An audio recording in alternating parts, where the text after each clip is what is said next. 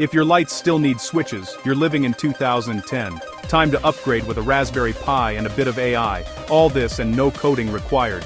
Here's a quick checklist to get you there. Pick a Pi. A Raspberry Pi 4 works great. Or go tiny. A 02W also works. Install Raspberry Pi OS on the SD card. Enable remote access for headless setup and phone use. Add Home Assistant for unified device control. Or install Node-RED for visual automation flows. Integrate AI. Run lightweight local models on the Pi. Or use lightweight cloud APIs for extra power. Use AI for voice control or smarter rules. Connect devices. Start with smart lights. Turn them on or dim the light, all from your phone. Then add smart plugs for appliances. Turn them on or off from your phone. Finally, install sensors for doors, temperature, motion. Save money and live with independence.